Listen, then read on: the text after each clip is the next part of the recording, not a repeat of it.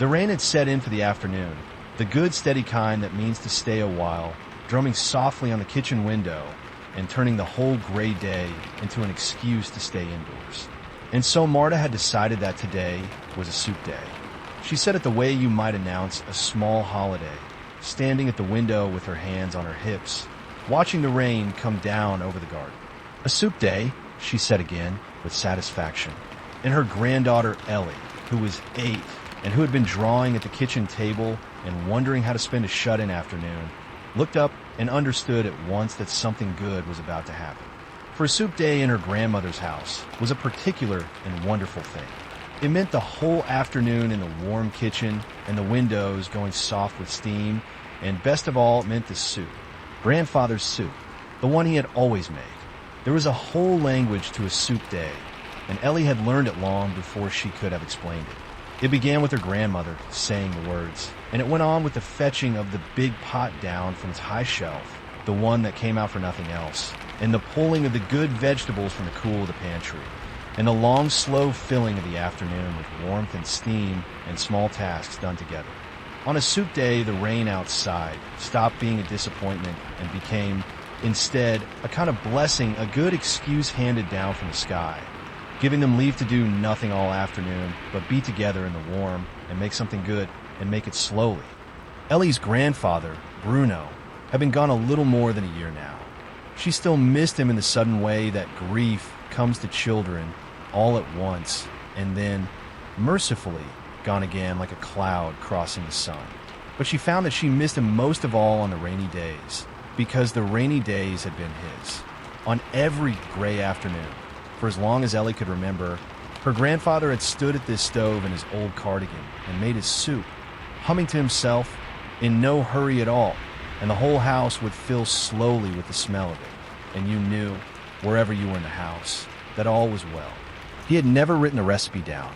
He had carried it in his hands and his memory, the way the old ones so often do. But Marta had stood beside him at that stove for 50 years, and she had watched him make it more times than either of them could ever have counted. And so the soup had not been lost when Bruno was. It had only moved quietly from his hands into hers. She had made it herself a few times in a year since he had gone on the rainy days, alone in the quiet kitchen. And it had helped in the way that doing a beloved person's small rituals can help, though it had also, some days, made the missing worse before it made it better. But she had known, always, that she did not want to be the last one who could make it. A recipe with only one keeper left is a recipe already half lost. And so she had been waiting, without quite admitting it to herself, for the day the child was old enough to learn. The rain, this afternoon, had told her the day had come. "Come," said Marta, and she fetched the little stool and set it by the counter, and Ellie climbed up so that she stood almost as tall as her grandmother. "Today you will learn it. You're old enough now. It is time this soup had somewhere new to live." And so they began. Marta showed her how to choose the vegetables and how to hold the knife, with her fingers curled safely back, and how to cut the onions and the carrots and the pale sweet root that was the secret heart of the whole thing.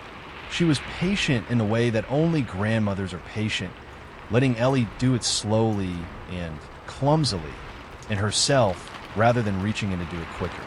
"Your grandfather cut them thicker than that," she said, watching. "He liked to find big pieces in his bowl. He said a soup should have something to chew on, or what was the use of it?" And Ellie cut the next carrot a little thicker and felt, obscurely, that she was doing something for him. They worked side by side, and Marta corrected her gently and praised her often and did not once take the knife away to do it faster, though it would surely have been faster. For she understood that the point of this afternoon was not really the soup. The soup would be made either way. The point was the child's hands learning what the child's hands must learn, and her own old hands letting go of it, a little, and passing it across, the way her Bruno's hands had once passed it to hers without either of them ever thinking to call it that. As the vegetables softened in the pot, and the kitchen began to fill with the good smell of them, Marta told her things. Small things, the sort that are not in any recipe. That you must let it cook slowly, always slowly, for a soup rushed is a soup ruined, and your grandfather never rushed anything worth doing in his whole life. that you stir it now and then, but not too often, for it likes to be left alone to think. That the herbs go in near the end, not the start, where their brightness cooks away to nothing. And as she taught, she remembered. And as she remembered, she told, so that the making of the soup became also the telling of the man. How Bruno had made this very soup for Marta on the first evening she had ever come to his house.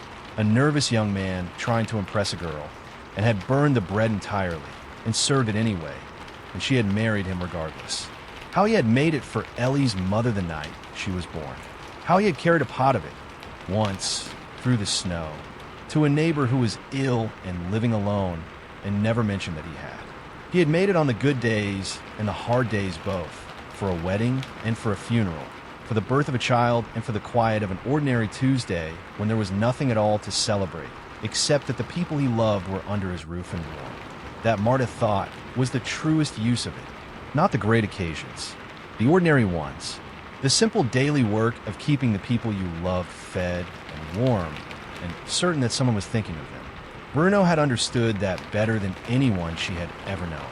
He had said little in his life, and cooked a great deal, and Marta had come to see, over 50 years, that for him the two were very nearly the same thing. The soup, Ellie began to understand, was not only a soup. It was a way her grandfather had of loving people. And now her grandmother was teaching her the shape of it, so that she might love people that way too. When it came time for the herbs, Marta named them one by one, and Ellie fetched them down from the shelf, and they went into the pot in their proper order. And then Ellie paused, with her hand still on the shelf, looking at a small jar at the end of the row that her grandmother had not named. It was time, the little dried leaves of it, and it smelled, when Ellie lifted it to her nose, warm and sweet, and a little like the woods after rain. It reminded her, though she had no words for the reminding, of the smell of her grandfather's garden in the summer, the herb bed by the back step where he had let her help him weed when she was very small. And she thought, without quite thinking it in words, that a little of that smell belonged in the soup. "What about this one?" she asked. "Could we put a little of this one in?" Marta looked at the jar, and for a moment something crossed her face, and Ellie was afraid she had said the wrong thing, had spoiled it somehow, had reached for a part of the recipe that was not hers to change. "Your grandfather never used thyme," Marta said slowly, and Ellie began to put it back. "No," said Marta, and she put her hand, very gently, over Ellie's and stopped her. "No, wait." She took the little jar and turned it in her fingers, and she was quiet for a moment. And then she smiled, a smile with a great deal in it. "Your grandfather never used thyme," she said again, "because your grandfather never thought of it. But you did. And, do you know, I think he would have liked it very much. I think he would have tasted it and said, 'Now, why did I never think of that?